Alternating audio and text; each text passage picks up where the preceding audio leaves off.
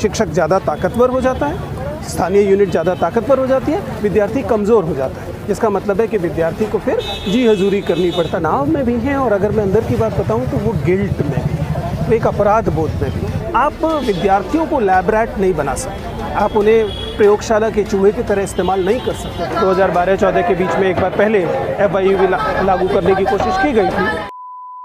सरकार जब से नई शिक्षा नीति लाई है और बताती है कि दिल्ली विश्वविद्यालय में जिस प्रकार से छात्र पढ़ रहे हैं, तरक्की कर रहे हैं, वो तो उदाहरण है तमाम अदर यूनिवर्सिटीज़ के लिए।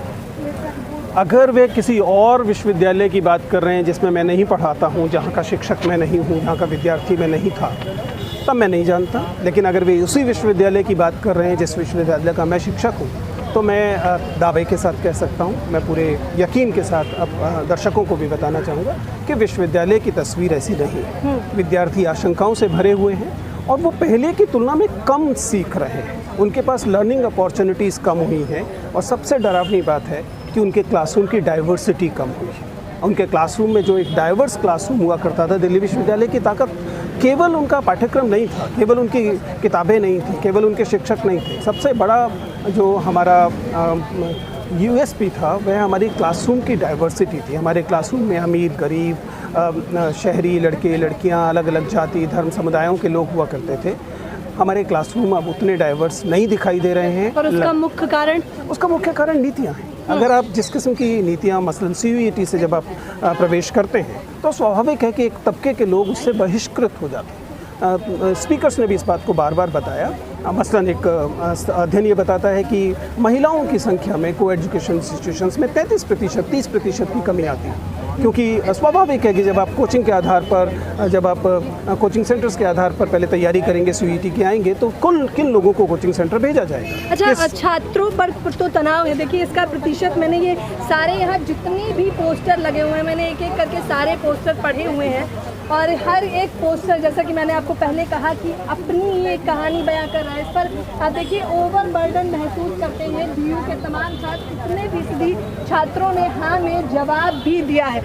बच्चे तो ओवरबर्डन फील कर रहे हैं, तनाव की स्थिति में है। प्रोफेसर कितना तनाव में है? वे तनाव में भी हैं और अगर मैं अंदर की बात बताऊं तो वो गिल्ट में भी है, वो एक अपराध बोध में भी। मसलन फर्स्ट सेमेस्टर का इवैल्यूएशन जब किया गया, बताया गया कि एक सप्ताह पहले हमें बताया जाता है कि आपको कंटिन्यूस इवैल्यूएशन करना था। कंटिन्यूस इवैल्यूएशन का मतलब है कि वो पहले दिन से शुरू होना था।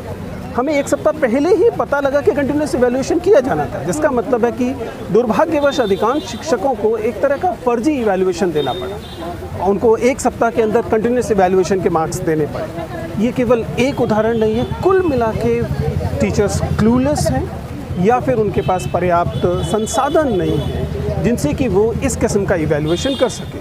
यूँ भी जब आप किसी स्थानीय शिक्षक को इवैल्यूएशन में बहुत ज़्यादा प्रतिशत हिस्सा दे देते हैं, तब एक तरह की डिफॉर्मिटी, एक तरह का विचलन इवैल्यूएशन में आता है। शिक्षक ज़्यादा ताकतवर हो जाता है, स्थानीय यूनिट ज़्यादा ताकतवर हो जाती है, विद्यार्थी कमज़ोर हो जाता है। जिसका मतलब है कि विद्यार्थी को फिर जी हजूरी करनी पड़ती है, उस विद्यार्थी को शिक्षक को खुश करना पड़ता है ज़्यादा अंक लेने के लिए। ये किसी भी शिक्षण संस्थान के लिए, किसी भी मूल्यांकन व्यवस्था के लिए अच्छी बात नहीं। सर, आपके एक एक शब्द बहुत मायने रखते हैं, क्योंकि आपको करोड़ों की तादाद में लोग देखते हैं, आपको सुनते हैं। तो मैं सवाल आपसे सीधा करना चाहूँगी कि क्या ये पॉलिसीज़ छात्रों पर जबरन थोपी जा रही है सत्ता पक्ष द्वारा?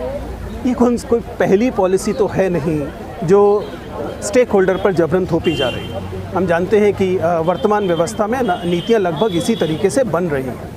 इस विशेष नीति की बात करें तो नई शिक्षा नीति की पूरी संकल्पना में और ख़ास तौर से उच्च शिक्षा में इस FYUP को लेकर मैं आश्वस्त हूँ कि ये बिना तैयारी के, बिना संसाधनों को दिए हुए और उसके लिए आवश्यक प्रावधान किए बिना लागू की जा रही है और यह हमारी शिक्षा को और ज़्यादा बहिष्करण वाली शिक्षा, एक्सक्लूड करने वाली शिक्षा बनाने जा रही है। जबरन क्यों थोपा जा रहा है? अगर छात्र स्वीकार ही नहीं करना चाहते, अगर उन्हें वो इतने सक्षम है कि उन्हें नहीं लग रहा है कि उनके लिए बेनिफिशियल है, तो ज़बरदस्ती क्यों? विकल्प क्या है? विद्यार्थी तो खैर मजबूरन, चूँकि उनके पास स्वाभाविक तौर पर पब्लिक फंडेड एजुकेशन के तौर पर DU, JNU, जामिया जैसे विश्वविद्यालय ही खास तौर पर दिखाई देंगे, तो वे तो यहाँ आना ही चाहेंगे। लेकिन शायद एक समुदाय के तौर पर, एक समाज के तौर पर और सरकार को इसे चाहिए था कि वे इन स्टेक होल्डर्स के साथ, इन विद्यार्थियों के साथ बात करते और नीति में जो सकारात्मक बदलावों की ज़रूरत थी वो करते। आप विद्यार्थियों को लैब रैट नहीं बना सकते, आप उन्हें प्रयोगशाला के चूहे की तरह इस्तेमाल नहीं कर सकते। पिछले 10-12 साल में इसी विश्वविद्यालय ने कम से कम 5 से 6 अलग अलग अंडर ग्रेजुएट स्ट्रक्चर्स देखे।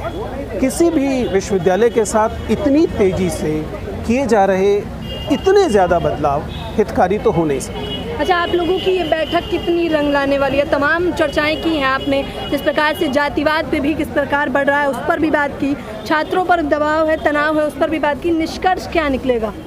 देखिए, लोकतंत्र में प्रतिरोध का अपना महत्व होता है, विद्यार्थियों के प्रतिरोध का और ज़्यादा महत्व होता है।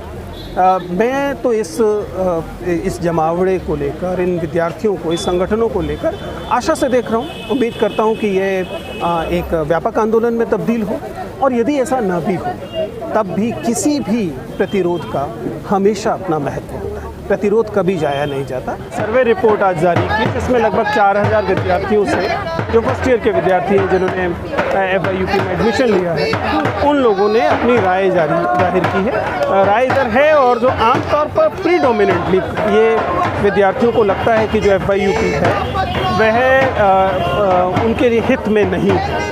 उन्हें ये आशंका है कि वे इस कोर्स को पूरा नहीं कर पाएंगे, या उन्हें धकेल दिया जाएगा, बाहर एक्सक्लूड कर दिया जाएगा। टीचर्स के तौर पर भी हम लोगों को लगता है कि FYUP, जो कि दूसरा संस्करण है, 2012-14 के बीच में एक बार पहले FYUP लागू करने की कोशिश की गई थी, और हम लोगों को गंभीरता से लगता है कि प्रशासन को चाहिए कि वे इस पाठ्यक्रम पर फिर से विचार करें।